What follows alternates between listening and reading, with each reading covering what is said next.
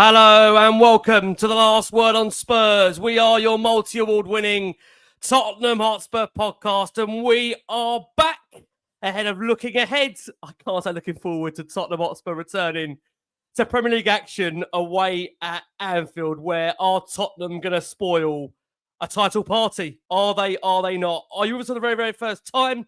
You can find us. We're on iTunes, we're on Spotify, we're across all major audio platforms. We're, of course, on X, we're on Instagram, we're on Facebook, and we're on Blue Sky too. I'm joined by the latest fellas on the couch as part of the Spurs Samaritan group that are back here to try and guide and steer you through all things Tottenham as we try and look ahead to the weekend with lots of Spurs news and views over the course of the last 48, 72 hours. Back helping me do so, I'm joined by calm, composed George Achilea in the house. George, lovely to see you.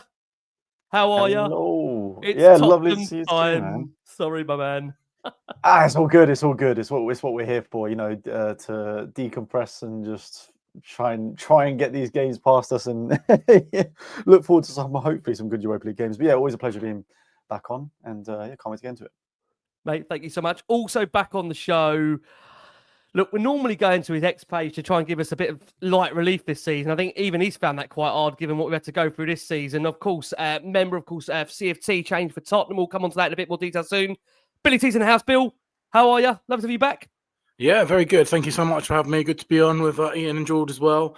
And anyone that does follow me on X knows that I have a particularly vested interest in a certain fan base from across North London, and particularly around, league celebrations and things like that, and how Tottenham impact on that. So it's going to be a big weekend for me, I believe. So yeah, looking forward to that one in lots of different ways. Yeah, it most certainly will do. And one man that I don't age him too much, I think he might have seen worse times than this. He won't tell you this season he's seen worse than this, because he's made it very, very clear this is some of the worst he's ever seen during his time at Tottenham. Ian Lubin's back. Lubo, how are you? It's Tottenham time. All good, thanks. Good evening, all. We know it's been a tough season. Lubo. Lovely to have you back on the show. And look, we'll be covering all the latest news on Spurs during, of course, this episode, Last One on Spurs. And also trying to look ahead to Spurs, of course, going up to Anfield on Sunday, where Tottenham are, like I said in that opening introduction, going to try and ruin a potential title party. We know Liverpool only need just a point against Tottenham that would clinch a league title in that stadium. And it comes at a time where, look, I think the Spurs fans, I think I speak to George in the back room there, it feels like really the league is no longer an emphasis for Tottenham. It is all on the Europa. That is currently where Tottenham's season does lie. Just to give everybody a kind of update of where we are with the latest news and views over Spurs at the moment. And many will know that Ange Postecoglou's future is at present the hot topic right now in what is led to believe going to be a crucial next couple of months in store for Tottenham. And the Spurs boss is dominating the headlines. Of course, Tottenham, following that defeat Nottingham Forest, have dropped down to 16th in the Premier League table after 33 games. There is even, dare I say, the possibility Spurs could go into Sunday's game against Liverpool one place above the drop zone, as West Ham, who sit 17th at the moment, are in action the previous day and do have the opportunity to leapfrog Tottenham. Now, as things stand, Tottenham do need to achieve 8 points from a possible 15 left to avoid setting a new record for their worst points tally in a Premier League season. Now, achieving those 8 points might be quite the challenge when you do take a glance at Spurs' last remaining 5 fixtures, which in there, as we know, sandwich we have Liverpool, West Ham in between those two critical games against Bodo Glimt in the semi-final of the Europa League. And we've had an update from David Ornstein, who has suggested that the writing is on the wall for Ange Postecoglou, in which he told the Backpage podcast that a number of journalists have been reporting for quite a few weeks now that Postecoglou is increasingly likely to depart in the summer, and Tottenham are going to make a change in the dugout. That's been reinforced by those recent reports, and the writing does appear to be on the wall as a result of a disastrous season domestically by Tottenham standards. They will still hope they can win the Europa League, which would be absolutely massive, not just in terms of the trophy, but of course, qualification for the Champions League. Those reports point out that he could retain his job if that trophy is lifted. That said, it doesn't guarantee it, and Postecoglou may go regardless. And I think judging by his comments in a number of press conferences, he probably knows what is coming. G, let me start the show with you because we were kind of talking in the back room there. Mhm. And, you kind of said to me, I hope you don't understand this, that, it does look like the players now are firmly on the beach when it comes to the Premier League form. It now does seem to be a real emphasis and shift now on purely the Europa League. Is that firmly where you see the season now is going to be definitively laid upon if Tottenham do qualify for, of course, Champions League football under Ange Postecoglou? Where does that leave our manager situation, do you think? Yeah, I do see it that way, mainly because, and I don't think it's everyone, to be honest with you, because if you look at the game against Forest, I thought, and I said at the time, the bright sparks in that game were TEL and Odobert. I think those were the only two for me pretty much until Bergvall came on. They were the only two that looked like they were trying to fight for a place in the team instead.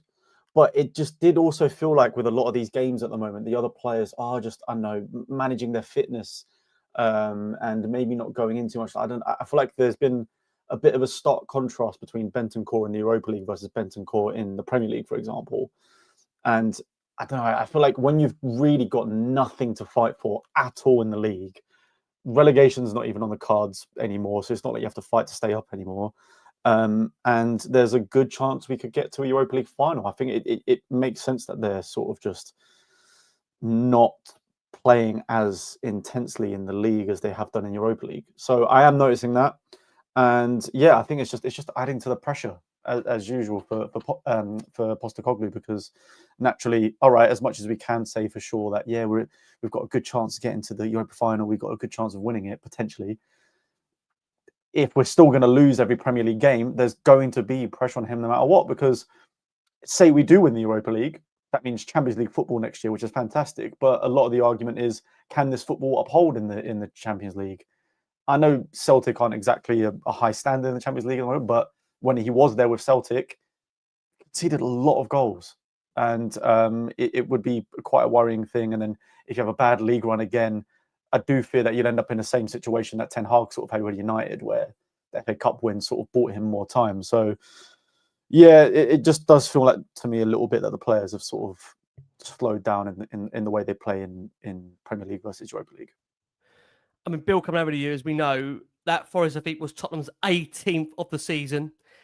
As I mentioned, they need to avoid losing 2 more games to present themselves recording their most defeats in a single season. They've already surpassed the most home defeats in a 38-game campaign. I mean, as a home supporter of what they've seen this season at the Tottenham Hotspur Stadium, I mean, you can understand why fans are just at a point now where they're incredulous to what they're seeing as a home supporter in that stadium at the moment. Yeah, and I think so, mate. And I think I've said this before on this podcast as well. I think fans have actually been pretty patient and pretty fair towards the situation.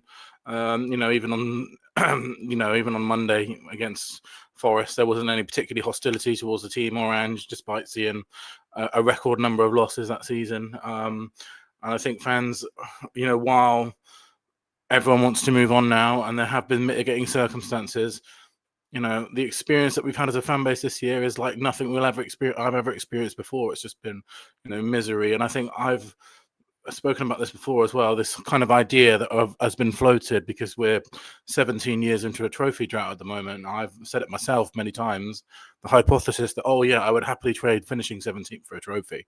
And now we're actually living that experience about what it's literally like week by week. And I think totally agree. And I think the actual experience of experiencing 18 league losses is so sort of demoralizing and frustrating and miserable that is it actually worth it? I would posit. Is it actually as good as we sort of predicted it might be? I think when you're actually in the wake of 18 losses in a row and paying to travel to Tottenham and then travel back after another loss and paying a record fee for that amount, season ticket money, by the way, the actual experience has been very miserable for fans. So I think, no one deserves winning that Europa League trophy more than Spurs fans that have been traveling across the country this season and watching it on, throughout the world. It's the very least we deserve, I think, after this season.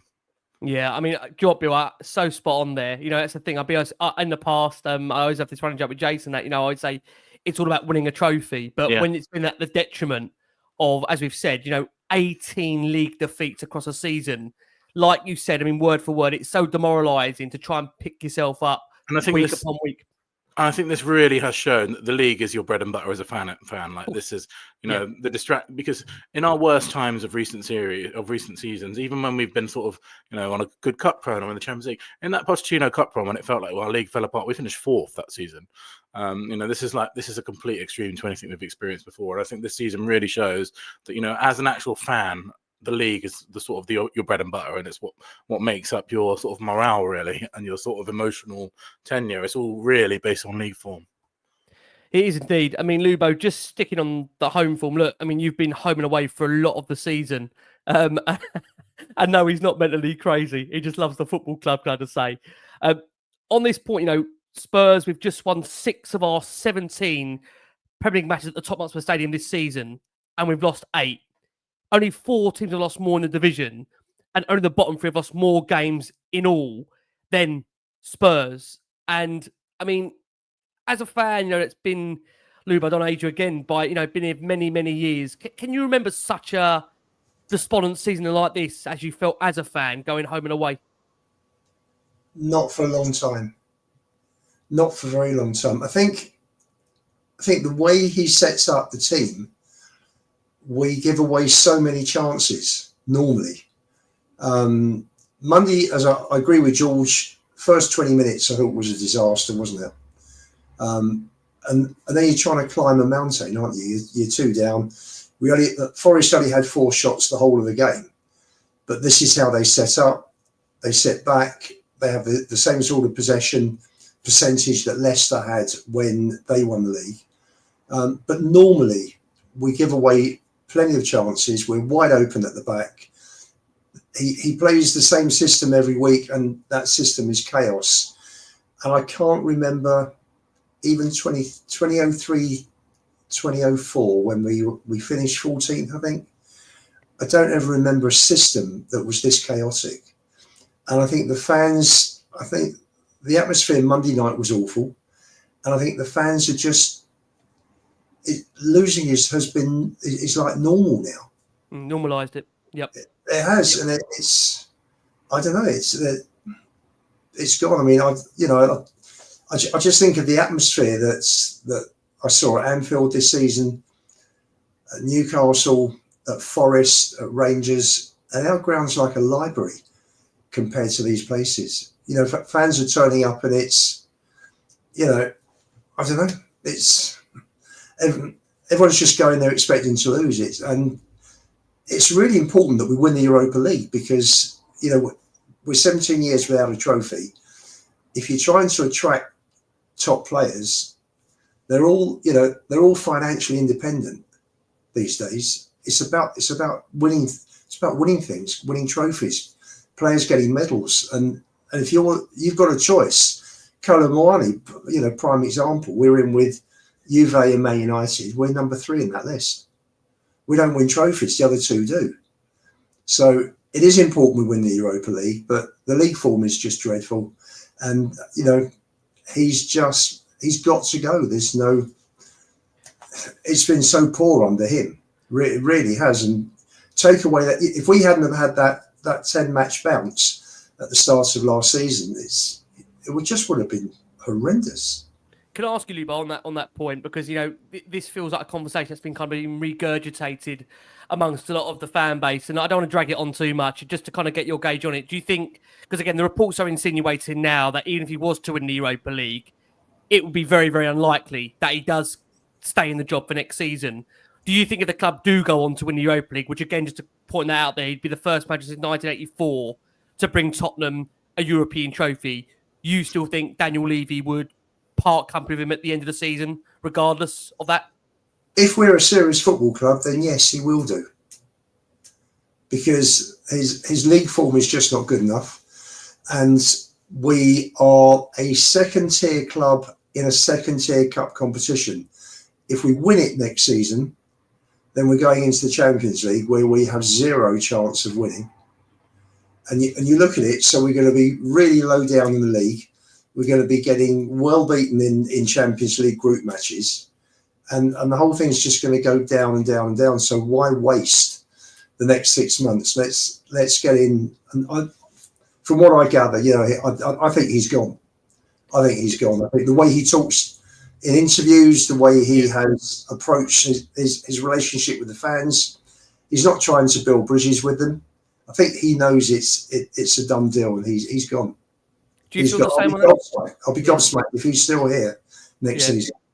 That's certainly the vibe I get, Lubo, in terms of, like, I agree with you, those press conferences for sure. Do you get that gauge as well, George? Do you feel now, regardless of whatever happens at the end of the season, if he was to deliver the Europa League, which again, just to qualify, we'd be, ending a 17-year trophy drought for the football club.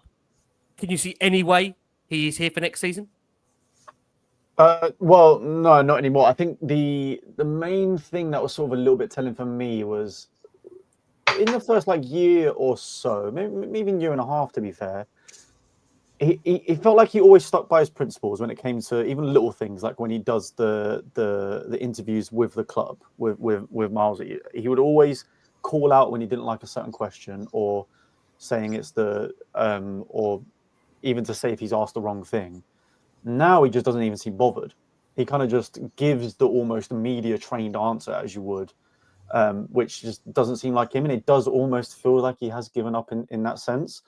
So, yeah, I'd be very surprised as well, to be honest with you. And I think, like I was saying earlier, you kind of don't want to fall into that trap of, okay, he's won the Europa League, fantastic, but we could end up in a similar situation to Man United where it's still a mess 10 games into next season, and then you've got, like you said, like Lubo just said, they're Champions League to contend with, as well as obviously trying to do the normal League Cup, FA Cup, and whatnot. So yeah, it seems to me he's checked out a little bit, and I'd be surprised if he wasn't. The only thing that would sway me the other way was the fact that he's always struck me as someone that's not a quitter either, which is weird to see him talk like this in interviews. Like, he's always saying, no, I'm here to the bitter end. It doesn't matter what other people say.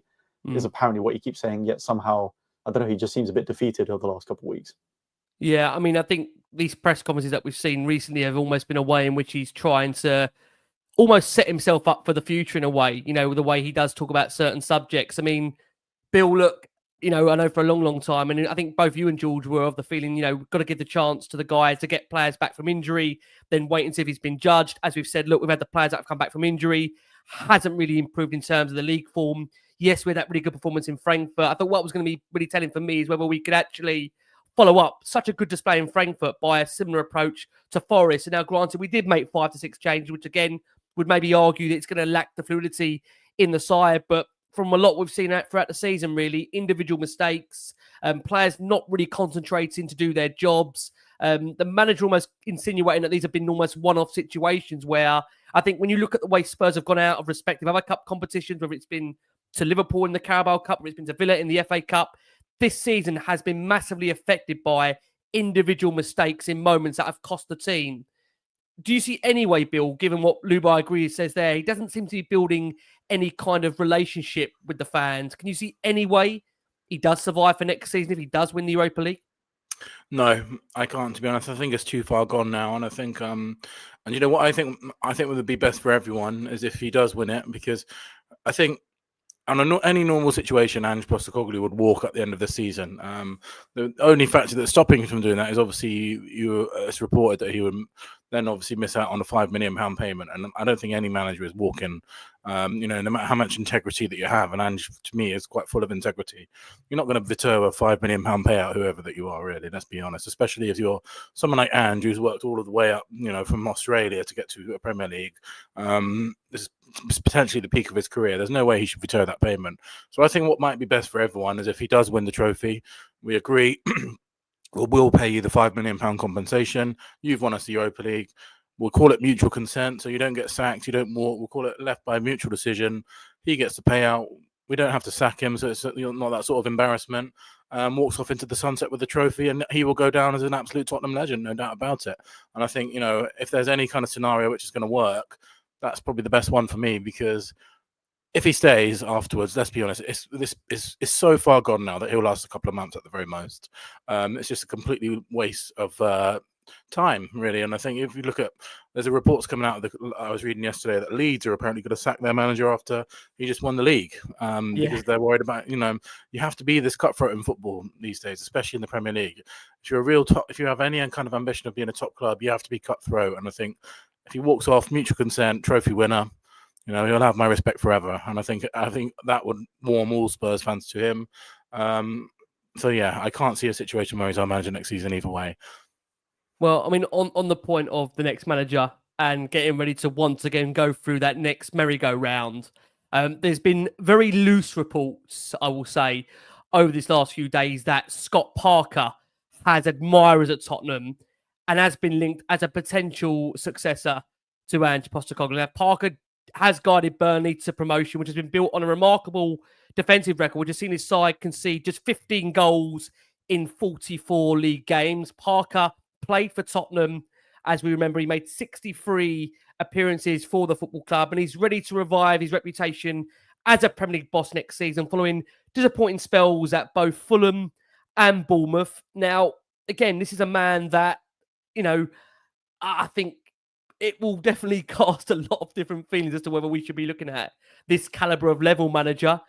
Parker was actually asked about the speculation where he said, I think at the moment I've got one single focus, and that's Burnley, and that's what we've done this year. That's exactly where my focus is. Football brings around rumours all the time and constant things like that, but I'm absolutely fully focused on what we're doing here and what we've done here and finishing off the season really well. Now, he was speaking ahead of the lunchtime game against QPR, which is Burnley's second to last game of the season, where they have the opportunity to still top the league of the Championship. He said, winning the title would mean everything. That's our aim now. We've ticked one box. That was to be back out of the division and back in the Premier League, where this club deserves to be, and these players deserves to be. The next one now is, can we try and tick that one final box and become champions of this division?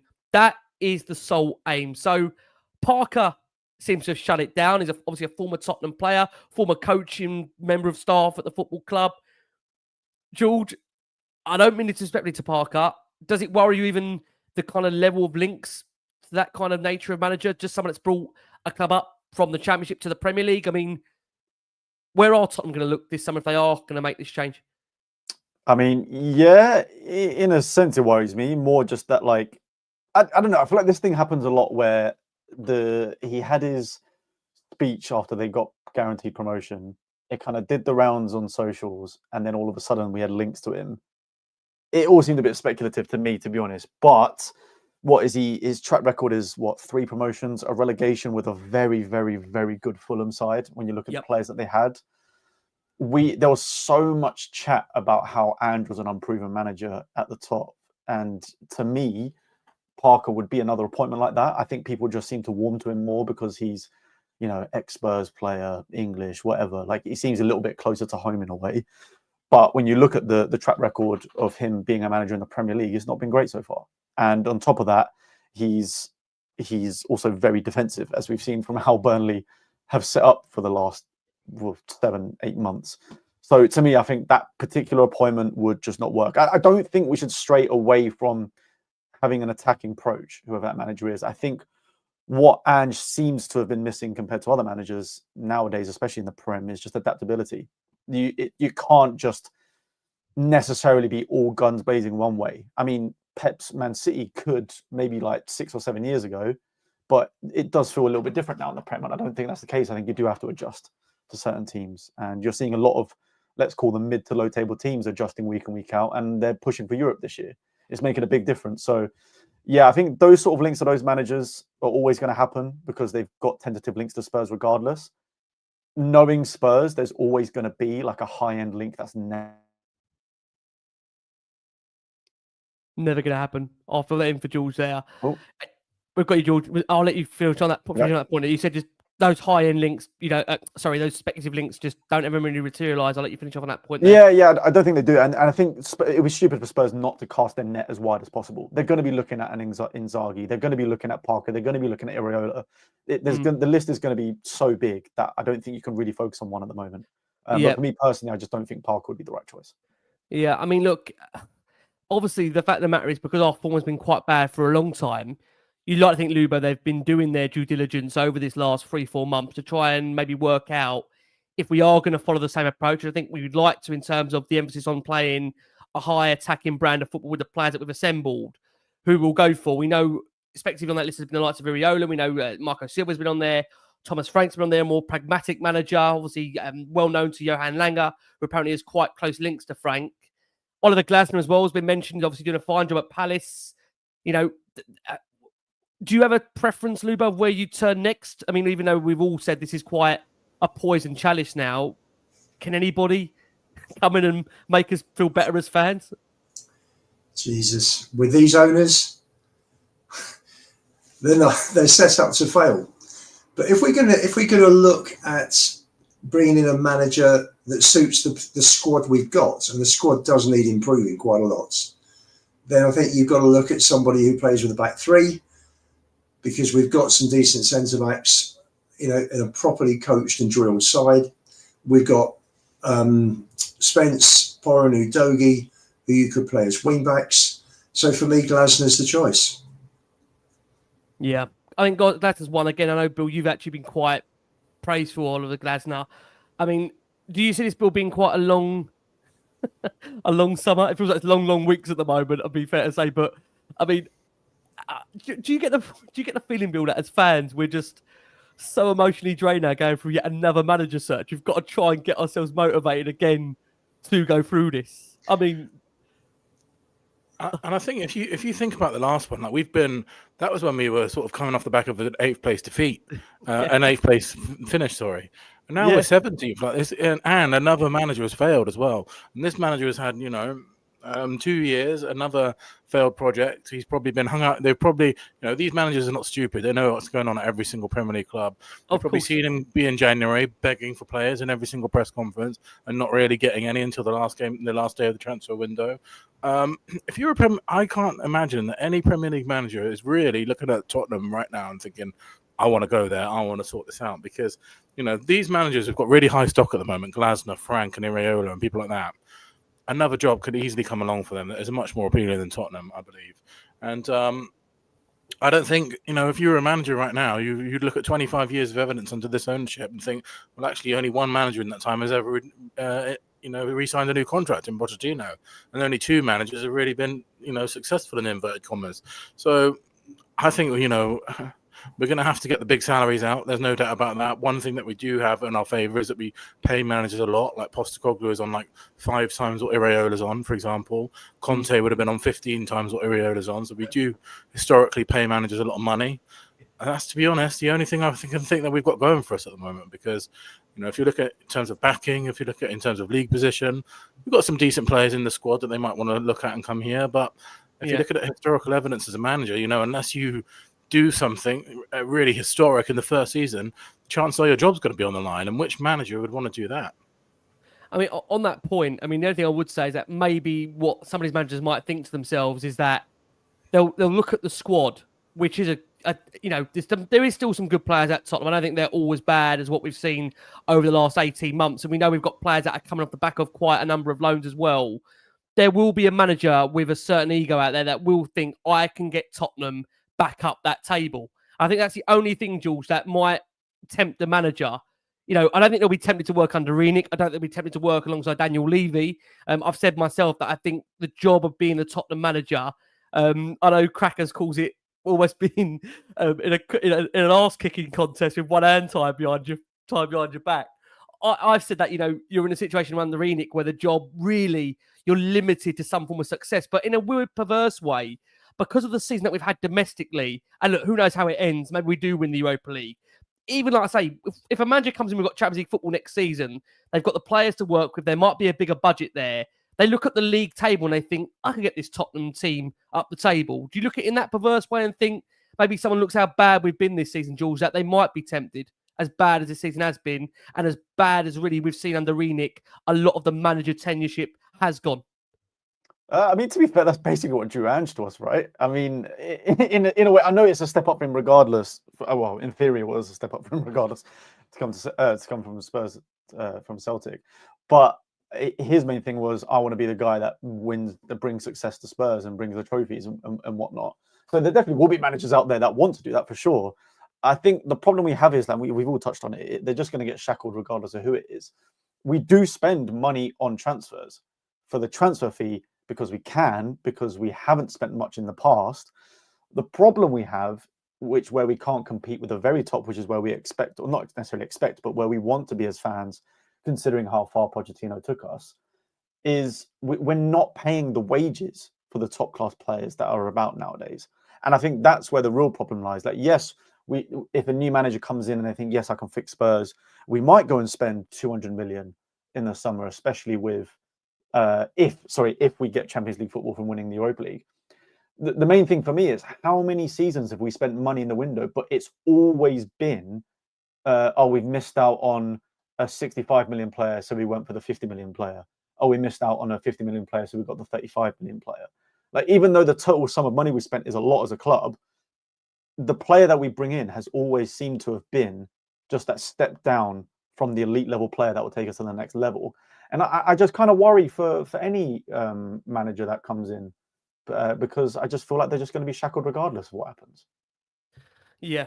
Look, it's going to be an interesting, I think, fair to say, next few months where we'll know very, very well. We'll know in the next few weeks really what maybe Tottenham's summer future does look like. And there's been a few players that over the last week and a half or so have had their futures firmly in the spotlight. One name that at the moment's name does continue to remain in that spotlight is that of Matisse TEL. Now, we know TEL is currently on a season-long loan here with a 50 million option for Tottenham to exercise to make that a permanent deal. Now, as things stand, there's been a number of conflicting reports really in Germany that have suggested that Tottenham are unlikely to exercise that 50 million option to buy, although Bayern are supposed to be willing to negotiate with Spurs for that forward for well under that option to buy. Fabrizio Romano says Tottenham are very happy with TEL and are convinced the player has a huge potential. He said they are very happy with TEL in terms of attitude, qualities, and in terms of his potential. So let's say they try and renegotiate with Bayern Munich at the end of the season. Let's also see what the player wants to do, because I think this is not only on Spurs, but it's also on the player. The player has an important say on what he wants to do for his future, and obvious for the player. It's important to understand, is Ange staying or not? Who could be the new coach? Was the project Champions League football or not? Also, Tottenham are in the semi-final of the Europa League, so there are several points to clarify. I think it's going to take some time before all of them make a decision as a whole, but I can confirm to you that Tottenham are quite happy with the player and are also convinced that he has huge potential, as they were when they decided to sign him. I mean, Luba, we'll start with you. Matisse TEL, have you seen enough to convince you that he should be a Tottenham Hotspur player beyond this season? No, I don't think we need him. He could well turn out to be a very good player. I mean, there have been flashes where you can see that, you know, he's no mug. You know, he was superb for France under 21s, but he wasn't what we needed. And there is actually no point spending money, bringing kids through the academy, and then just bring someone in to block their pathway. And Mikey Moore should have been given many more chances this season since he came back after the illness. And Ange hasn't done that. And to be honest, listen, the team has been poor.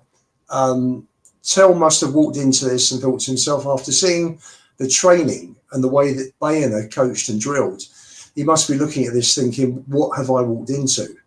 But he's not what we need at the moment. And if there is a limited budget for transfers, as Levy has said in the financial statements, then why are we spending 50 million? And we are spending that money on him. It doesn't matter that Bayern owe us the money. If you wipe out that money that would have been coming into the club is no longer coming into the club. So the money's being spent, and we've spent enough money on, I mean, Solanke, Johnson. I'm sorry, these players are not of the level that we should be buying. And TEL is another one. We don't need him. We need another left-sided centre-back.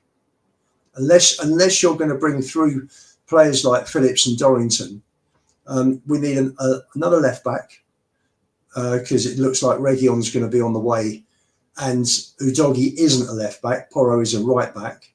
There are other areas. You know, we're short up front. We're short in midfield. There are more pressing areas where we should be spending our money than bringing TEL in. And we've got Mikey Moore. I don't understand what we're doing with transfer policy. You know, in January, they brought Kinski in. We've got Keeley, Gunter, we've got Austin. What are they doing? Why block the pathway? And that's just coming back to the original question. That's what they're doing with TEL. Throw more in. You know, the guy is meant to be generational. put him in, give him a chance. You know, we've seen little cameos that have been really impressive against Alkmaar and Elfsborg. Give him a go. I don't get it. TEL has not impressed me enough. You know, what has TEL done that Moore hasn't done this season? That's a fair point. I mean, that is a fair point. On that point for you, Bill, in regards to TEL and the links around his future, have you seen enough to qualify spending 50 million on him? And again, I mean, this is a really important point that if a new manager comes through the door, do they actually get that opportunity to actually judge him in training before they would agree to that? Because suddenly a new manager walks in and suddenly 50 million to come off their budget before they even start. I mean, how do you see it playing out with TEL? You know, you see him up front and personal at the stadium. There's been maybe you'd say an uplift in the most recent games where he looked a little bit better than what we've seen at the start, certainly since he was signed on loan. Have you seen enough though to warrant that kind of money? And is he worth a player pursuing, even if we do get him for a lower fee so far from what you've seen? I think it's a really complicated situation for a lot of the reasons that Ian just said there. And I think a few different things are true. Firstly, I think, you know, he's one of the, you know, he's touted when we signed him as one of the most talented youngsters in Europe. A big concern for me was if we don't sign him, that he'll end up at a club like Chelsea, Man United, and turn into, you know, a really decent player, which I would worry about. And I think if we can negotiate the fee down, I think he's shown a lot in the last couple of games, but I don't think, you know, overall he's probably been a bit disappointing compared to what we maybe thought we were getting. I think the versatility it can offer might be useful too.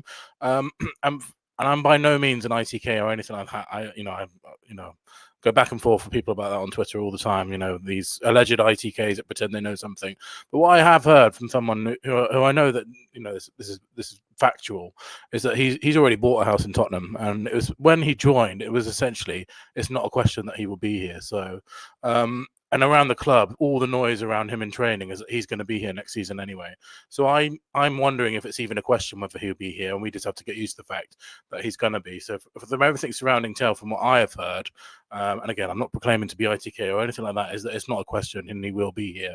And that's very much the message that ANGE put out, wasn't it, when he joined? That it's not, you know, he wouldn't have done this in the first place if he wasn't going to be here next season. So I would question whether it is in fact even a question in the first place.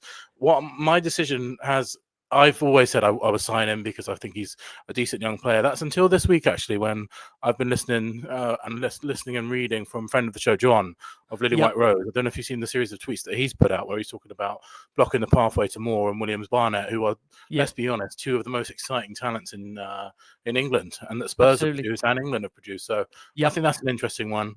But my suggestion would be that I don't think it's the question. I think he's going to be here next season regardless. Do you get the same engagement for you, George, about Matisse TEL? Where do you feel his future will lie at the moment?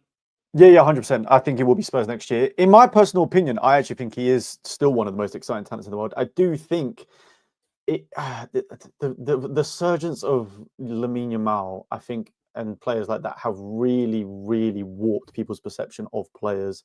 And I think the perfect example of that is Ousmane Dembele, someone who sort of burst onto the scene at Borussia Dortmund, got a crazy 100 million move to Barcelona off his first year, and was considered a flop for a good 6 or 7 years.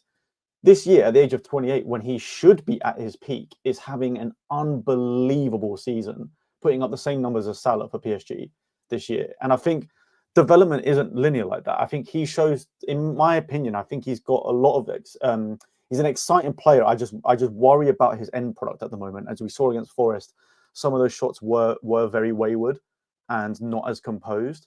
But what I did like from him is that he offered a lot more in terms of taking on defenders, putting crosses into boxes. I think both him and Odegaard both did that far more than Son and Johnson have done all season. Now, the other question is, are there any other left wingers out there that we could have got instead for a different fee? Who knows? I'm not a scout for the club. But I think we looked our best in recent weeks, in the last couple of weeks, should I say, when he's been on that left side. I think he made Udogie look better in the Frankfurt game. And I think him and Spence, I believe, on the left side in the Forest game looked pretty good as well. So I think he's going to be a top talent. I just think we put far too much expectations on young players at the moment. And I do totally understand that, yes, we do have other areas we need. We need a 6 or a defensive midfielder. We need left centre-back and so on and so forth. But we will be selling players this year. I don't see Basuma staying at the club. if Romero does leave, like you said before, that's another 60 million that's going to go onto a centre back. So Yep. I think money will be there for other signings.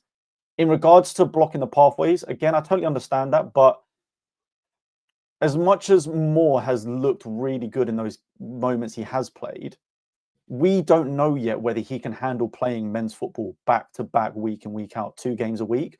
Whereas you can at least see from TEL that he can play men's football. He has played men's football. He's done it with Bayern Munich. He's doing it with Spurs at the moment. I think with Moore, we have to be a little bit careful, make sure that he's bedded in slowly. And again, with the other youngster, I've forgotten his name, sorry, but he's only 16 years old.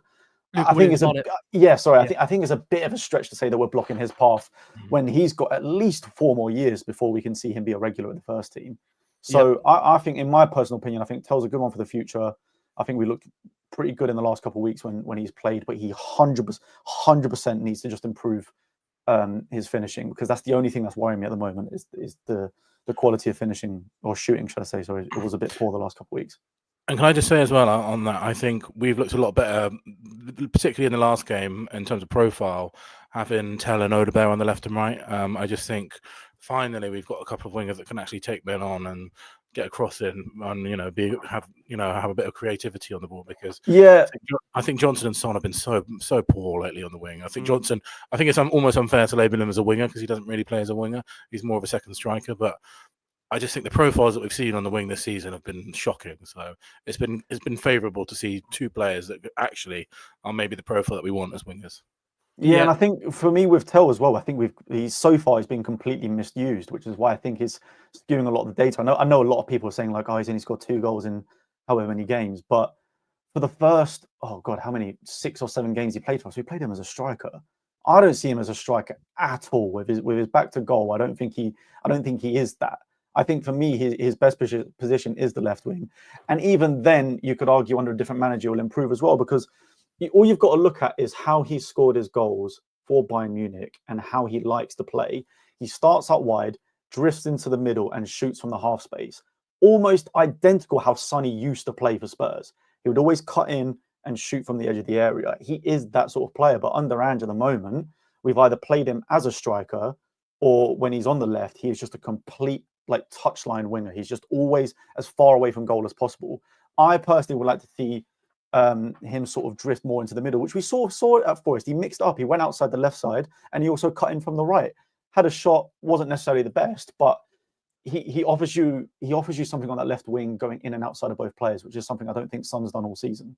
I mean, I want to go from one player. I'm going from front to back now and ask you about Romero.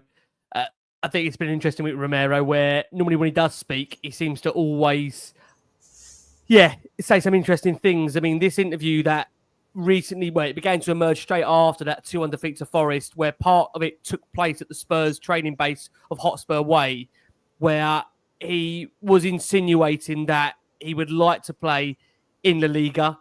And we know, obviously, throughout this season, he's been credited with interest from both Atletico and Real Madrid. The defender mentioned that his focus is still on Tottenham at the end of the season, or to this end of the season at present, and that he's open to anything despite not having spoken with his agent yet. He was then pushed by Argentine journalist Gaston Adol. He was recording for a series where he was asked really open, where would he like to play next? And he said that for him, the league he's missing is Spain. He said, honestly, I'd love to play there because it's the only one that I haven't played in yet. We understand there's reports suggesting that Tottenham would demand a fee of at least 60 million to sell Romero. Spurs were well aware of the interview that Romero did with the Argentine media that had been circulating around social media in recent hours after that Forest defeat. And the club will not be taking any disciplinary action against Romero. I mean, Lubin, what do you make of that? He's in the Tottenham training ground at Hotspur Way, being pushed on where his future is, and it doesn't appear it's at Tottenham, which I think we've known really for a lot of this season. Well, in terms of how I look at the squad, Romero for me is the best player when he's on his game.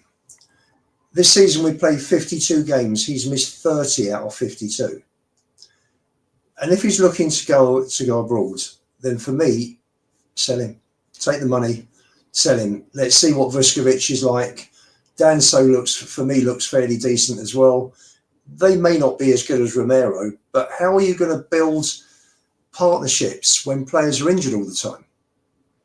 You just can't. However good they are, it's again like 22 out of 52. It's marginally over 40% of the games that he's played this season. And listen, he's at a club with owners that have really no ambition. To get into the top echelon of English football, let alone European football. And the guy's a World Cup winner. He's won a Copa America. Why would he seriously want to be with a club where he's I mean, okay, we're in the semi-finals of the Europa. Yes, we could win it. I still think it's unlikely with Bilbao and a very savvy Amorim and a Man United that turn up, it seems, for the big games, however bad they are. For me, sell him. Time's up. Thank you very much.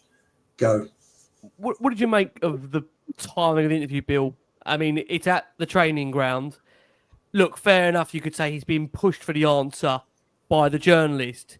Is it disrespectful to have even mentioned about wanting to play in Spain when you're on site at your current employee?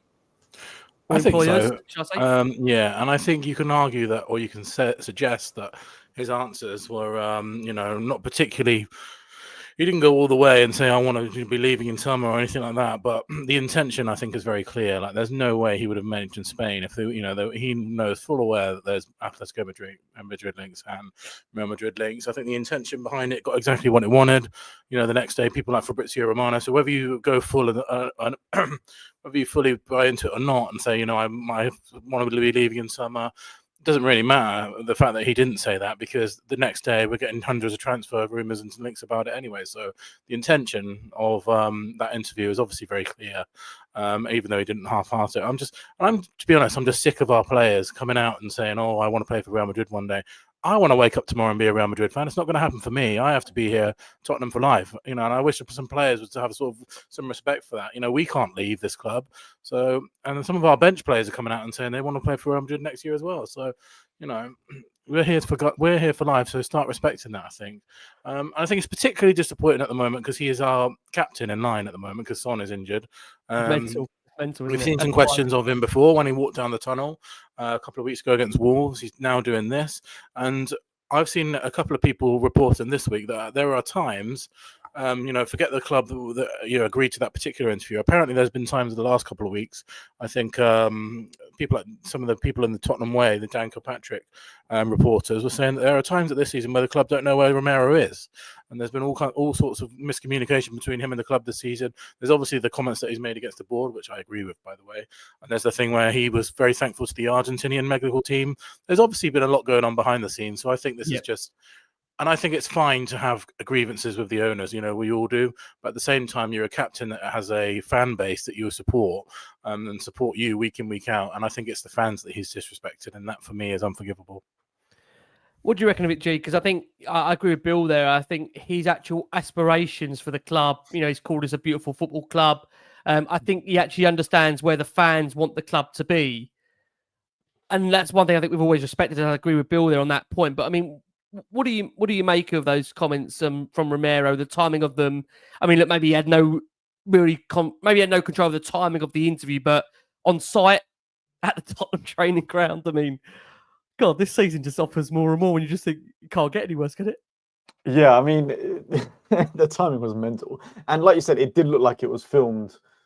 It must have been filmed at least a week ago, or at least before the Forest game, because there's no way you would have done that interview straight after, in my opinion. I mean, well, he might have done, but you never know. It just felt, I don't know what it is. It just felt like it was pre-planned. And then as soon as things went wrong, it was the perfect time for the publishers to release it and create a whole story around it. But I was a bit annoyed when I read it at the time because, like, exactly what Bill's just said there. He's basically our captain at the moment, especially while Maddison didn't play on Monday and Sonny's out injured. And for me, the thing was, like, we've got such an important Europa League run now. You've just knocked out Frankfurt heading into a semi-final, with a real possibility of getting to a final in Bilbao. And you've got your captain just coming out saying, yeah, you know what, wouldn't mind playing in another league. And I know he was asked the question directly, was there anywhere else you'd want to play? I think that's probably the bit that a lot of people missed out. But it's just one of those ones that you're effectively the face of the club at the moment. You've got the responsibility to effectively act as if you want to be here, and it just didn't seem like it that much in that interview. And like the guys have said, that in a way, why would he want to be here when he is a serial winner, has won some of the biggest trophies in world football? He's not going to be happy with sitting 17th, even if it does come around with the Europa League trophy. So, in a weird way, I think it kind of shows his mentality in the sense, and especially coming back around to what Bill was saying with being annoyed at the ownership. I don't think he's happy at all with the situation the club's in, and I do think he genuinely likes like the club and the fans and whatnot. But I think he's almost as fed up as we are, and that's come across in that interview of him basically saying, "Look, if we aren't going to compete and win things, then I might as well go to another league and try and win everything with the best there is." And can I just say as well, I do think there's an alternative to all this. And we were talking a couple of weeks back, Rick, how in the wake of a quarter-final, it's crazy that every media story is about who our manager's going to be next season.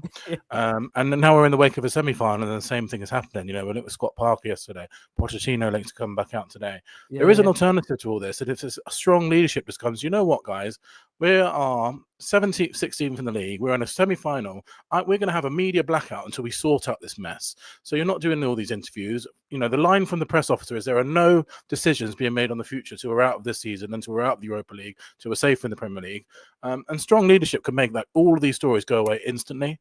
But there's not. There's no strong. It's almost like we welcome the circus around these players. It's almost like we could say to Romero, you're not doing this interview while you're sat at 16th in the league and we're still in the Europa League. You can do it afterwards when the season's finished, fine. You know, you can say to that, you can put a press statement out saying there has been no decisions being made on Ange's future until after the season. Please stop writing about it. Those stories would immediately dissipate. So I think all of this circus that we're seeing in the wake of a massive semi-final all comes from weak leadership at the top. Yep, I agree. And unfortunately, he's not the only one that's Romero that's had his say on Tottenham's current season. Dejan Kulusevski is also in the last few hours, 24 hours, actually also commented about Spurs' season overall. And I'll come to Lubo to get his reaction to these comments from Dejan Kulusevski. Decky was asked about Tottenham's season in general and what he's made of it. And he said, this year, we cannot say we were prepared because we had so many injuries and we did a lot of things wrong from the beginning of the season, and we're paying for it now. After big nights like Thursday, you always go down. That's why teams were in more competitions paying a price. We're not handling it right. We're not handling it well because after 60 minutes, we conceded 3 goals with the offside goal. Then it's hard to win football games. It's not good enough. The manager said that the first 50 minutes cost us the game with the corners and the free kicks. It's simply not good enough. We've got to improve. We've got to improve from crosses. I know we defended good against Frankfurt on the Thursday, but we concede far, far too many crosses. Everybody must take responsibility and ask themselves why we concede from so many crosses. There's a bit of a dig there. You maybe feel Lubo at some of the playing squad. There's certainly feels a dig there at the ownership, the hierarchy for how Spurs have allowed this season to go the way it has done. What do you make of that? A player in the camp, in addition to this now, also coming out. Kulusevski, you'd probably arguably say, one of Spurs' players of the season, one of the players you would maybe say you can allow him to have his say because of what he's done individually this season. What do you take away from those quotes? I'd say he's very honest. Should he be saying it at this stage of the season? Probably not. As Billy said, there should be a media blackout. There is no leadership from the club. There is no communication from the club. There never is. You know, the manager's always left to to talk to everybody and to field all the questions in press conferences. Nobody ever comes out and says anything. Where's Scott Munn? You know, I'm told he exists. I'm told he's a real person. Where is he? We never hear from him. He's chief of football operations, and we never hear from the guy. It's the whole thing. Sorry, it's just run so badly from the top because there isn't the interest, there isn't the drive and determination, the intensity. You know, they don't want to win, and that's the problem. It's all about the bottom line. When you haven't got people at the top who are all in, who are totally committed to the football side, then you get vacuums, and this is what's happened. So nobody's actually coming in and taking control. and the players are just saying what they want. It's an absolute shambles. It really is, and you can see with the way our football's been this season. It's been dreadful. The whole thing is awful. So it's no surprise. No, I mean, you made the point there, Bill, which I think is a very, very interesting point, is that, the club, as you said there, have the opportunity, if they wanted to actually take control of this situation and shut down these rumours and shut down the players from talking. Does Kulusevski's message just give the fans an insight of what maybe he feels it is like behind the scenes? And that's from a player that I think has got still a lot of respect from the fans, given that with Kulusevski as a player, I don't think you can question his work ethic, his desire, his commitment when being on the field for Spurs this season. Is that offered a glimpse for Tottenham fans as we look, if we didn't know already, just what it feels some kind of chaos there is behind the scenes? Because when you're on the semi-final, I mean, look, we remember what it was like going into the semi-final against, obviously Ajax. I mean, we know we weren't having a great league season, but I remember us all being buzzing about going into the Ajax game and the positivity around the fact of the European campaign. And despite the league form being really, really poor, there was still that feeling that we can create something very, very special here. This time around, we've got the relationship with the manager, which is really at rock bottom. We've got the fans, as we know, going to that home stadium right now, that flat as a pancake in terms of the atmosphere because of the nature of the results. At a time when we all need to be unified and together, it's really hard right now, I think, to kind of try and look at a positive light that gets us at Europa League, doesn't it? I mean, with the way it's all materialising, with the way the players are coming out speaking. Yeah, and I think, again, it stems from the top. I can read a couple of people in the comments saying that, if you just agree at the top level to say, right, all of our attention in terms of the media and everything else that we put out over the next 2 weeks is going to be focused on the semi-final. That would, all the players talking about it, and it happens at other clubs as well. You see it at places like Liverpool. And for example, again, not comparing to the most successful club of all time, is lightly, but Real Madrid, when they went into that Liverpool Arsenal game, I know they did eventually end up losing it. All the media was talking about, all the press, every single player, every single question was about, we're going to turn this around against Arsenal. They've got that winning mentality that drips down from Perez. I know they weren't successful on this occasion, but they are the most successful team in the history of football. So if the media, the chairman just comes out and look and say everything that you're asked this week and the next week, all your focus has got to be attending to that semi-final of the Europa League. It's the biggest game of in our recent history, and we're going to win that competition and we're going to win that trophy. Instead, and in terms of what Ian was saying just now, by the way, Ange was asked in a press conference, what is Scott Munn's role? Like, how is that? He's supposed to be Ange's boss. Like, it's just crazy with some of the things that are happening at Tottenham. Like, Ange is being asked about that. He's even alluded to this before. And I think Conte said when he was manager, he came out and said, why am I the one fielding these questions? And Pochettino also said similar as well. Why are you asking me about the transfer policy of this club? And I don't have any say in that. I'm the one who has to face the media. And I think they both complained about that in the past. So, yeah, I just think it's a real shame that going into our massive game against Bodo Glimt, all of the toxicity of the stories, the players, the manager search, it must just direct focus away from what is essentially a great opportunity to win a trophy. There's no way that it can't. And it's a real shame that this is coming out in the wake of such a big game. And the real shame for me is it's an easy fix. Just top down say, this is what we're going to be talking about from now on. This is what your focus is going to be on. Forget everything else. Put all your energy into the Europa League semi-final. But of course, we know that there's a culture problem at our club that's been permeating through for 25 years. And that culture of winning mentality has not ever transpired onto the players. Do you think there's any way, George, from some of the quotes we're hearing from players, likes of Romero, that's insinuating that he sees maybe Spain as the missing destination for him. You've got Kulusevski that's admitting openly that there's been mistakes that has been made during and the beginning of the campaign. Can these players rally together to try and win the Europa League? I think what we mustn't do is underestimate Bodo Glimt, because they're a side that have got to where they've got to in terms of a semi-final. And look, we can't kid anybody. I think, let's be honest about it, in terms of our Europa League campaign so far, you've got to beat the teams that are in front of you. But at the same time, we haven't really, you'd say, apart from Frankfurt, they're a good place side in their league. I think they were third in the Bundesliga. Mm-hmm. We haven't really had to play anybody of a real high European caliber to get to the semi-final of the Europa League. Can you see a way in which these players rally themselves in spite of the situation around the manager to actually win this competition? Can you see that actually being a possibility given what we've gone through over the course of this season? Yeah, I think we can. I think we've seen it recently in the Frankfurt game specifically. Like they and I said it at the beginning of the show, they turn up for the Europa League games. Romero and co, especially in the defence, were outstanding at Frankfurt away. And bearing in mind, a lot of people had already written us off against Frankfurt massively. But that first game, it ended up being a draw. We could have easily have won that game 4-1 with some of those missed chances we had. We went to that ground where I believe, did I read correctly, they hadn't conceded at home for 10 games, I believe, something like that. Or they were doing like, they've got a really good record at home, especially in the Europa League. And we went there and we won 1-0.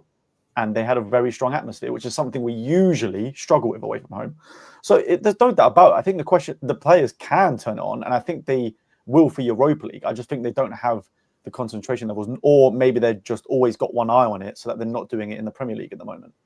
But naturally, we're a month away from the season ending, rumours about players leaving in the summer are always going to come around at this point. The same way that there's always rumours about players we might sign. But that's probably to do more with the season ticket renewals than anything. But so I think they definitely can for sure. I think they will, because at the end of the day, they've got to save their careers more than anything. If they want that move, they're going to have to do well. Yeah, I mean, it's an interesting time. I know many are looking at the fact that like the Romero, interview, similar to kind of how we felt about when Harry Kane did that interview with Gary Neville. Just it feels like we are, having a senior player that's quite a high-placed person at the football club. Kane, of course, at the time was, I think, Tottenham's arguably best star. Romero maybe slightly different, but he's a vice captain coming out mid-season, giving an interview like that could be destabilising to the camp. But look, I mean, VAR form really, it's been destabilising all season. So we shall see. Before we look ahead to Liverpool, we're just going to quickly round up all the very, very latest news on the transfer front that has come through over the course of the last 72, 48 hours. This one is actually hot off the press. This is actually, as we're recording the show, links are suggesting that Axel Tape is a player of interest to Tottenham. We are pushing to sign Axel Tape, who will not sign a pro contract with Paris Saint-Germain. At the moment, Tottenham are in position to land the 17-year-old, although alongside Bayer Leverkusen, who are also interested in his services. Another young player, another 17-year-old. I know what people are probably thinking. Look, he might be a next-generation star, but I think some people would love to see some experience come into the squad, given the nature of this season. Just to quickly, obviously, go through the latest news as well. Tottenham are reportedly interested in bringing Harry Gray to Spurs to join his older brother Archie this summer. The teenager's built a solid reputation across various age groups, showing a sharp eye for goal in youth football. He's a player that Spurs have been scouting for quite a considerable amount of months and years, and would love to bring him to the football club, but they may have to wait another 12 to 18 months to sign him. One to keep an eye on there for sure. Spurs are also showing some interest in Jan Bissek. They're competing with a number of clubs to sign the Inter Milan centre-back, who will be available at the right price for this summer. The 24-year-old has made 34 appearances across all competitions for the Nerazzurri this term, helping his side keep an impressive 18 clean sheets in the process. And finally, there is interest in also Nottingham Forest defender Ola Aina, who continues to grow ahead of the summer transfer window. He has been trying to move to Liverpool. He has 12 months remaining on his current contract, and Forest are trying to tie him down to an extension. What a surprise. Entering the last year of his deal, and Tottenham are interested. I think you can really see where they're going. We are going to look ahead to Liverpool to come, of course, on Sunday, which, as we know, for Liverpool, they only need just a point in order to secure the title. Can Tottenham crush the title party? Look, we know our form at Anfield doesn't fare well. We shipped 4 goals in each of the last 3 fixtures at Liverpool's home. The last of those came back in February of Arne Slot's team running riot 4-0 to secure a Carabao Cup final place at the expense of Tottenham. We know Anfield is always a place where Tottenham really do fear to go. Players on a number of occasions haven't really dealt with, of course, the atmosphere there. And just to put it into perspective, Tottenham, 44 points in the 97-98 campaign, still remains our worst tally since the dawn of the Premier League back in 1992. And the current class of the 24-25 side have to obtain 8 points from a possible 15 to avoid setting a new record. Lubo, you've seen Anfield away enough in your time. What does Anfield and what you represent this time around going there? They just need a point to secure the league. They need a point, don't they? Hopefully they'll go easy on us. That's all I can say. God help us on Sunday. Just from Ange's last presser, it doesn't look as though he's going to make too many changes like he did on Monday. So we'll probably be fairly close to a full-strength team. It's Liverpool's year. Sunday will be the icing on the cake for them. And we're going along for their party, aren't we? Pretty much. And it's defeat number 19 coming. I wish I could be more positive. But, I mean, our record there has been horrendous, hasn't it? But for many years. Yeah. I don't see it changing. Well, look, we do end there, Bill, on the back of successive Premier League defeats to Wolves and Nottingham Forest. We could go in there 17th in the league. I know I can't believe what I'm saying on this show this season, some of the things I'm coming out with. Bill, what does Sunday look like in your mind? Play the kids, man. Play the kids. Honestly, I just think, we're not getting a win at this place, even if we play our full-strength team and play to our best. So play the kids, get a fresh team ready for the Bodo Glimt game. I wouldn't even bother doing this sort of thing that we're doing at the moment. Where we're given, we gave Romero and Van der Ven 45 minutes at the week, last weekend. Just play the kids. Let's just get out there. I respected Ruben Amorim actually coming out and saying our priority is Europa League. I'm going to play the kids in the rest of the Premier League games. We're kind of half-assing playing half of a team and then, half of a rotating half a team and then losing anyway. So I would just play the kids and all focus on the Bodo Glimt game and congratulate Liverpool for winning another title at the expense of our biggest rivals. Would you respect him more, Bill, if he actually come out and said that the focus is on the Europa League? Do you think so? As fans, what do you think on that? I think so. And the reason why I would respect it so much is because we've given up in the league. Like, the players have given up in the league completely. Like, there's no point in pretending that we are taking these games semi-seriously by fielding a half-strength team. Like, they have not played it. We saw the difference between the Frankfurt performance and the Wolves and Forest performance. The players have completely given up. At least if the kids are playing, they're going to actually play like they want to be there and they have something to play for. This first-team players have, which I think is an absolute disgrace, by the way, the fact that they're giving up in front of people that are paying record amounts of money to go and see them. If you can't be motivated by simply being a Premier League footballer, then I think that speaks a lot about you as a character. But these players have given up in the league, so there's no point in using it as an exercise for anything. So give it to the kids. Billy, how many kids are there to play? we've got hundreds, my friend. Hang on. We signed enough of them. Most of them are on loan. Yeah. Play the under-16s. I don't care. Your man Lubo. If Archie Gray can't get a start at the moment, where's Archie Gray gone? Where has Archie Gray gone? It's absolutely incredible. We're losing game after game. You spent a lot of money on Gray, and I haven't even played him properly in his position. It's just this is just typical of this manager who just likes to put square pegs in round holes. The thing is now, though, on this point, G, do you think, I asked Bill that, would we almost respect him more now if he actually come out and said, look, Europa is our main focus? It feels that's clear anyway, really, from the way the players' attitudes are in the Premier League. Do we seriously worry? Do we know? Again, this is just to be honest. Do we know where the next Premier League win's coming from? No, I don't. To be honest with you, when I looked at the fixtures, I thought, Palace, that could be the only one. And then they've just gone and drawn against Arsenal. So I'm like, well, maybe not. I don't know. But on your point, to be fair, Amorim said it the other day, that the fans are just going to have to realise that we need to rest players and play in Europa League. Yeah. And do you know what? It actually was quite refreshing to hear that, if I'm being honest with you. And the Man United fans just seemed to get on with it. They will realise that, all right, cool. Yep. The results aren't there in the Premier League, even though they should be, which I agree 100%, but they haven't been there for months now, and we're 2 games away from being in the Europa League final. So it's pretty obvious that they're focusing on Europa League. I think it's just one of those typical media things where the manager's not just going to come out and say, "Oh yeah, we're not going to try against Liverpool or whatever." So I think we all know that's the case. It's going to be interesting how this one pans out. Look, for Liverpool, they've got the luxury of a nearly fully fit squad to choose from the visit of Spurs. Joe Gomez is understood to be the only confirmed absentee, as it remains to be seen if he'll play again this season. As we know, Heung-Min Son still remains out for Tottenham. Of course, Ange Postecoglou will give us an update ahead of the game. Guys, I'm duty bound to get your predictions. I've got to say, I really hope next season's shows are going to be a bit more positive. We should just take the rest of the season off. I honestly don't know. I honestly don't know a campaign where it's just been as hard as this. Do you guys agree? I mean, George, you've been doing this show for the last 7-8 years. It's difficult, isn't it? If we win that Europa League, I don't even have to see another Spurs game for the next year. Just give me that trophy and then I'm good.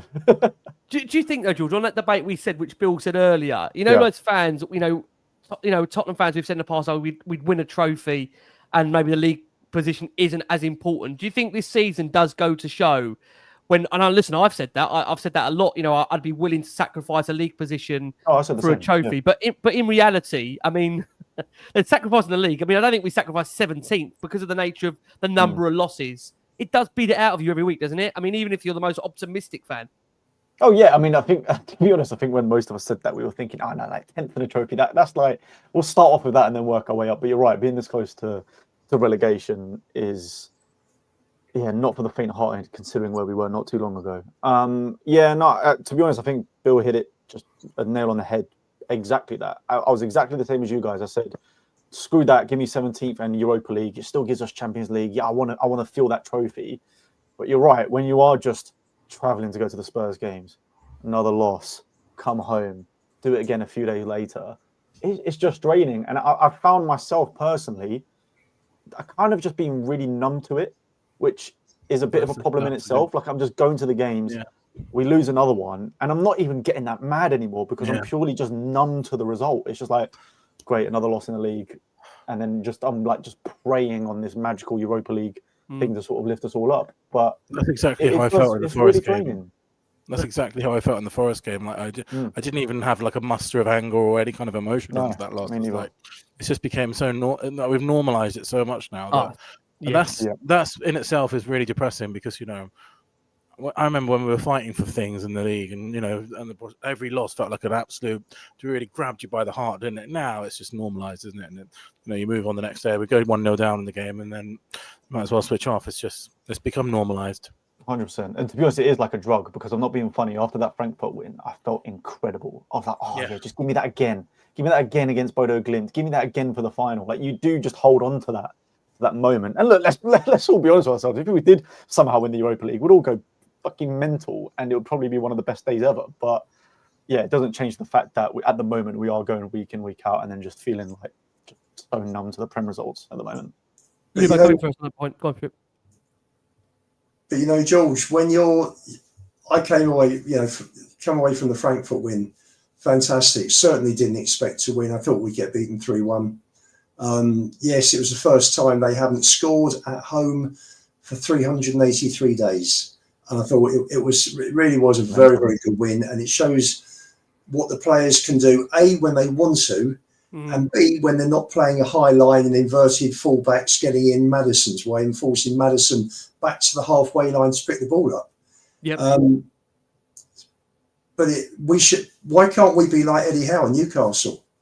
They're challenging for a Champions League place and they've won a trophy. Why are we talking about 10th in a trophy is okay, 17th in a trophy is okay? It's not okay. It's not okay. It's just. But this is Tottenham Hotspur. We should have much higher standards than this. Seriously, we're looking at it. I saw the other week Ipswich lost to Arsenal at the weekend, and we're now safe from relegation. I mean, that's disgusting that we're even mentioned in that sentence. So, and that just shows you how far we dropped. I agree with you 100%. If it's just like I'm more talking about when it got to a point of almost no return with Spurs. When we're sort of been around that 15th, 16th position where you just know that an 8th or above is just impossible. At that point, I think is when we all started saying, all right, just bottom half finish, get us that trophy, just give us that elation. I think that's where it became sort of like we've almost defeated at that point. But I agree with you on a regular basis. That's not the way we should be thinking at all. You're right. It 100% should be. We need to be challenging in that top 4 position like we were not too long ago, and also trying to get this trophy as well. I just think this season's just been so horror in the league. We've almost just had to accept what's been given to us, which is a problem in itself. Which is why the protests are so important. Yep. They really are. On that point, Bill, do you just want to give everybody an update on the protest and maybe if there's anything that's different to maybe what is being planned ahead of this one? If I bring that up and let you pass over to you on that point. Yeah, of course. So first of all, thank you very much, Ian, for bringing that up. And it really does mean a lot to us. The support we've had, on this show has been incredible. Just as much part of Tottenham, Change for Tottenham as anybody else, for sure. So this season, all the sort of misery that we've just been describing there, and the fact that we're being dragged in the mud again as a fan base. It's the reason why we do this and why we're bringing this movement forward. And we are going to be protesting at the Crystal Palace game. So there are a couple of differences to this one. We are going to do our first stadium process. Now the details of that are going to drop tomorrow morning and across tomorrow, so look out for that. But we are going to be doing something within the actual stadium as well to make it slightly different, because we're really happy with the support that we've got from the march. The numbers are beyond our wildest dreams, really, and the support that we've had from people like this show has been fantastic. But now we think it's time to step it up even further and make a gesture within the stadium. That's our next goal, so that will be happening. Look out for details of that tomorrow morning. We are going to be asking fans to make a sacrifice within the stadium, and more on that will be released tomorrow morning. But I urge anyone from Crystal Palace who wants to get involved, wear yellow, come to the march, come down, as Ricky and who has attended the protest and Ian who's attended the protest will attest to. It's a family vibe, isn't it? There's no sort of hostility, there's no ill feeling or aggression or anything like that which might put people off in the past. None of that is present in the protest. It's almost like a great day out, really, and just a chance to meet other people that feel the same and feel that it's time for change in our football club. So I urge anyone to come down to the Crystal Palace game, because we've spent the last hour talking about the sort of disgraces that happen to our football club. We've also come on here, all 4 of us, I'm sure, have been on here multiple times and had to be dragged through the mud talking about losses and the fact that we're out of another league, a cup competition, we're out of the FA Cup, we're going into work, being ridiculed by our fans of even any kind of clubs, or the other 17 clubs that are basically above us in the league. It's been an absolutely unacceptable season, a long list in 25 years of almost failure now for under this ownership. So that's why we're protesting. And yeah, I strongly urge anyone to come down at the Crystal Palace game, because there's not a lot of time left this season, to be honest with you. There's 2 home games left. We'll be doing things at both of them. So please support us. Bill, one thing I want to ask you before I look to close the show and get predictions. Sorry, guys, I got to ask you predictions. Sorry, G, about that, about predictions. I have to do it. Final one, Bill, I want to ask you, and this is a question that I think is really important that we try and get an answer on, and I think you understand this, that if Tottenham were to go on and win the Europa League, where does CFT stand on that? And do you worry that listen, we all want Tottenham to win. I'm sure we all want Tottenham to win a trophy, but that I don't think should change how we feel with regards to the ownership and regards to it being one trophy in what will be the last 17, 18 years. How do you still retain the level of support you've got from CFT and continue that going if Tottenham do win the Europa League? How do you see that working out? Well, firstly, no one would be more delighted than anyone at CFT for winning the Europa League. It's what we all dream of as fans. It's what we all want. It'll be the best day of my Spurs supporting lifetime by a considerable margin. But I would also point to the false dawns that we've had under these owners. And the fear is that the Europa League will just be another in a long line of false dawns. We've built teams under this ownership that are actually ready to compete for the league and compete in the Champions League at a very high level. We've seen that they've not been able to go the step further. And I think my biggest gripe with ENIC has not been, the fact that this misery in this season that we're looking at now. It's actually been the fact that we've regretfully looked back on those Pochettino teams, those Redknapp teams, and we didn't manage to win anything significant. I think even if we win the Europa League, which would be a brilliant day, I don't see us using it as a springboard to create a continually successful football club, and one that maintains trophy pushes, year on year on year. I think what will probably happen is they will, underperform in the window like they do every year. We'll then get handsomely knocked out of the Champions League, and then we're back to square one. So we want owners that are committed to and are able to deliver long-term footballing success. And I don't mean we want to be a Man City, or a Real Madrid winning trophies every single year. We just want a football team that competes, and we turn up and watch them and are proud of them every single season. Yep. It's been a long time since we've had that under these owners, and I don't believe that the Europa League will suddenly snap out of that and will change it. It would be great if it did, and they use it as a springboard, which an ownership could do. But I think there's 25 years of evidence of the owners to show that they probably won't. Well, if you sort of bottom line it, Bill, if we win it, then you could just say that two trophies in 25 years is marginally less disgraceful than one trophy in 24. Exactly. And Pretty if they use the Europa League to say, right, now we're actually back in the Champions League, let's go and spend 200 million, let's reassert ourselves as a top Premier League club, great. That's all we want. But would anybody be confident that would really happen with us? I don't think so. Well, we know it won't we? The wage bill just goes down and down and down. And you cannot get sustained success in any business on the cheap. When you're cost cutting the whole time.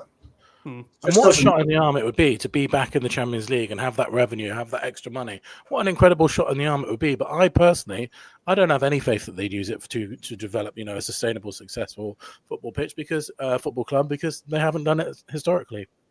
Sorry, George. Just to say the chart you just put up, Ricky. Yep. 42%. That's at the end of June last year. It's reduced since then. So I think it's probably somewhere around 38, 39% at the moment. With the players that have gone, that went at the end of their contracts. Yeah. So the figures for year end 25 will be even lower. Yeah, I'm pretty sure that doesn't include Ndombele, Højbjerg, all those that left last summer. Yeah. Go on, I was just going to say, I think the perfect example that sort of shows how we're not competing at the top is the news about Dean, I don't know, Huijsen. I don't have sorry if I'm Dean Huijsen, of Bournemouth. Huijsen. Yeah. I think the perfect example is everyone in their nan knows that he's got a 50 million release clause in the summer, and not even just straight up either. And you see pretty much everyone is linked with him.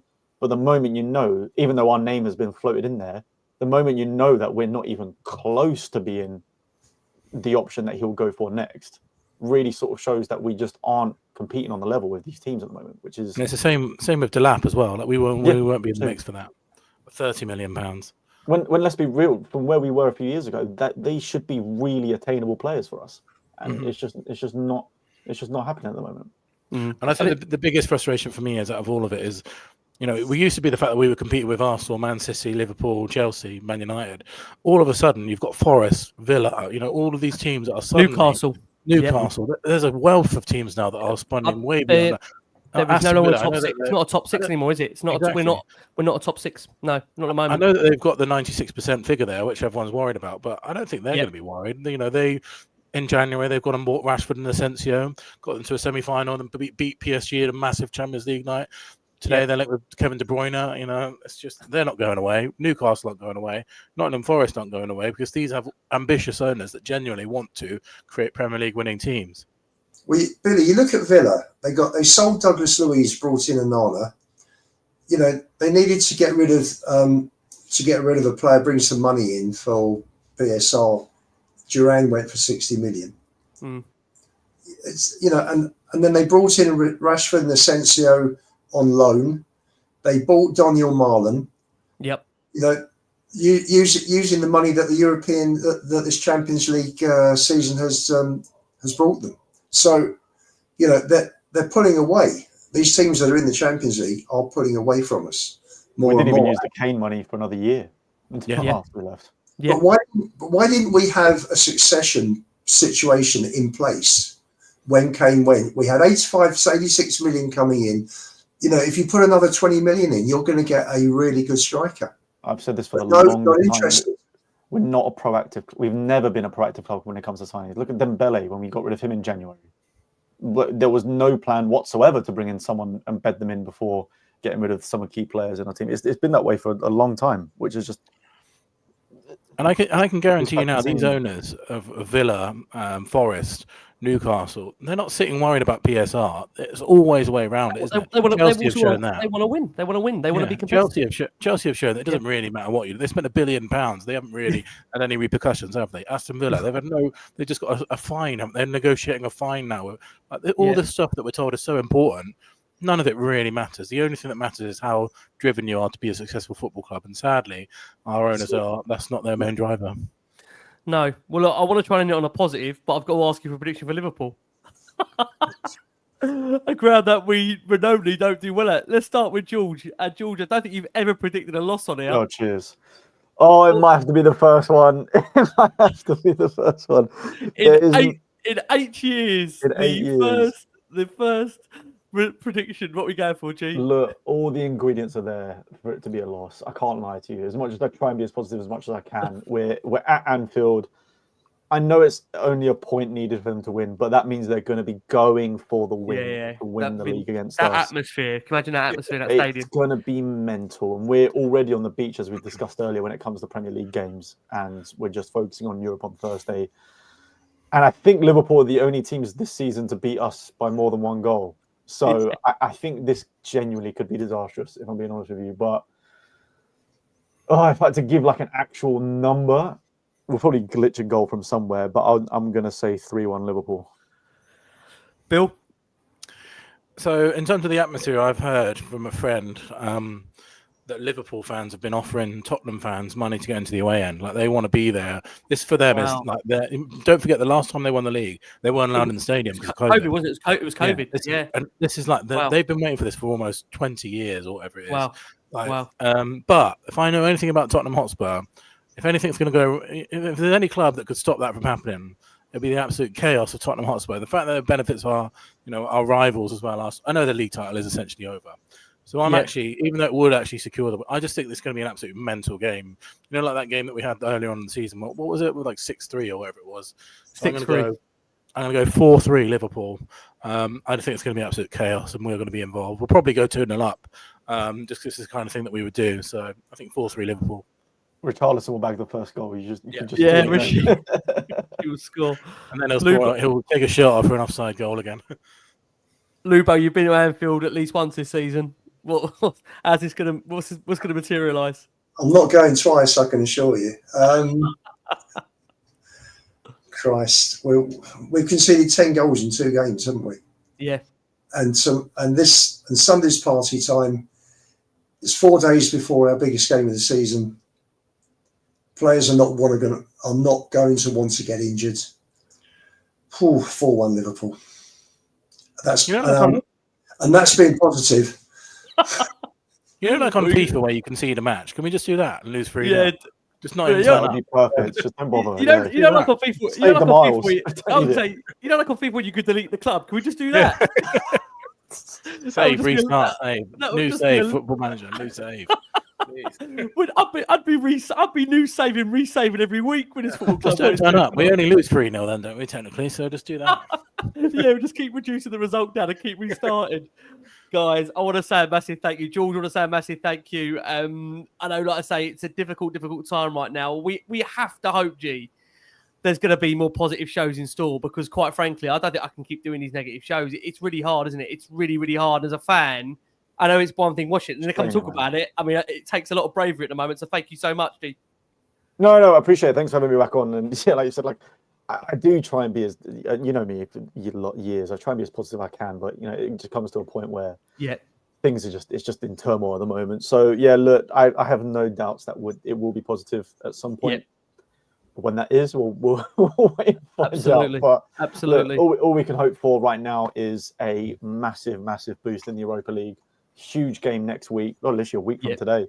And then the following Thursday. So yeah, I think we all just need to really be behind them in those games, and just keep pushing the messages that we have done, and Billy and Co that have been doing, and just hope that we can see better days at Spurs.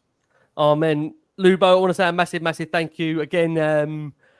Been tricky, hasn't it, this season? we all wanted it to come to an end, but we could have one memorable day coming up. It could be, you know. Football, like life, is about moments, isn't it? It's memories, and you know, it'd be fantastic if we go to Bilbao and somehow we dig out a win. It doesn't matter how we win it. It's all about winning at this stage. Yeah. But I do think that it's been horrendous this season, and I have this really positive vibe that we're going to look back in the summer and think, do you know what, we're out of that 2-year nightmare. And we can look forward with positivity to next season. Yeah. So I keep saying if we're not out of that 2-year nightmare, there will be an AI model stepping in for me to host this show, because I'm not sure if even I could carry this on. If he stays next season, Ricky, we will get relegated, I'm sure.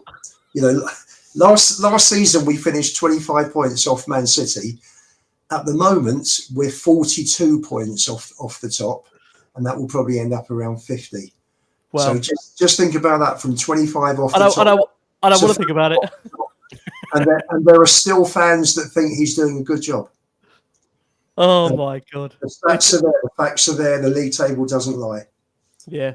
Lubo, thank you so much. There's got to be better times ahead. Bill, leave us on something. Leave us on something positive, Bill. I'll tell you what, I do have a plan for this, because if we do get relegated, then we can hire Scott Parker and he'll get us back promoted. So that's the plan. I've got a 3-year plan. Don't worry about it. And that was the real quiz. Bill, thank you so much. The wonderful Billie T. Guys, we've been the last one on Spurs. Try to keep on smiling. Try to keep on going. Thank you to the 5,000 and a half of you that watched the show live. We appreciate your support as always. Keep liking, keep subscribing. Guys, keep safe, keep well. There are better times ahead. Maybe a special day ahead. From us all, keep safe, keep well. And as always, come on, you Spurs.